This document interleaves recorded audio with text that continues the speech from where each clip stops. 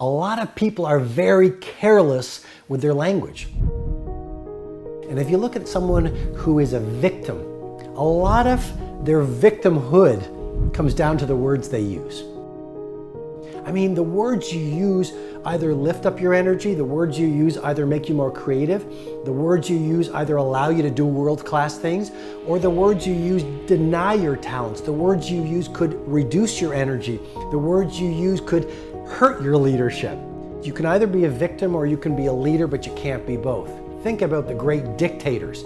Their words of hatred, their words of toxicity, their words of breakdown caused the people around them to do sometimes incredibly terrifying acts. And then you look at people like a Nelson Mandela or a Martin Luther King Jr. or a Mother Teresa. You look at the great business builders. You look at humanitarians. You look at a lot of the great artists, and they were so careful with their words. And their words lifted people up. And that's really what great leaders do. They use the language of leadership. If you watch a victim speaking, you'll hear things like, I can't, I'm sick of, I'm tired of, I don't like this. And then if you hear a leader speak, I call it leadership vocabulary, it's much more the language of possibility, much more the language of inspiration, much more the language of energy, much more the language of what can be made to happen. It makes me think of Steve Jobs. Steve Jobs had something called the reality distortion field, which is a term used by Bud Tribble, who was working at Apple at the same time. And he said, even if you didn't believe in Steve's vision, what he was going to bring into the world, when you were with him, you almost got hypnotized by his language, by his belief in himself, by his energy. And you got pulled into this reality distortion field so that you actually went, yeah, Steve, this can be done. And so, do you have your own reality distortion field so that when people are around you, through your language, you uplift them? Because bottom line, words can uplift or words can destroy.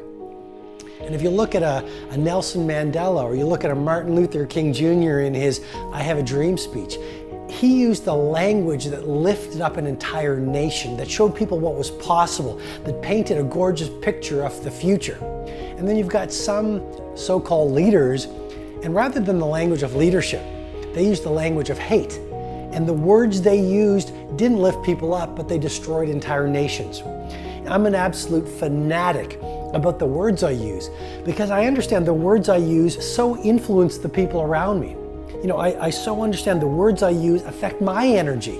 Call a problem and it becomes a problem. Call a problem an opportunity and it totally reframes your psychology and your emotional architecture about how you reply to it. You look at a victim and they say things like, this is a problem. I've got a problem right here.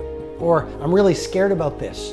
Or I hate that client. Or I hate this work. Or I'm sick of this day. Or I'm exhausted. Or I don't like that. Or she never likes me. It's literally the language of toxicity. And the words you use really are like a context or a framework or a stained glass window on the way you see the world. I mean, here's a game-changing insight. You see the world not as it is, you see the world as you are. You see the world through a lens, and your language forms that lens of belief. Use the language of possibility. A problem's not a problem is an opportunity. It's not the language of can't, it's the language of I can. It's not the language of I hate doing this, it's the language of what's the opportunity here. Get your words right and you change entire worlds.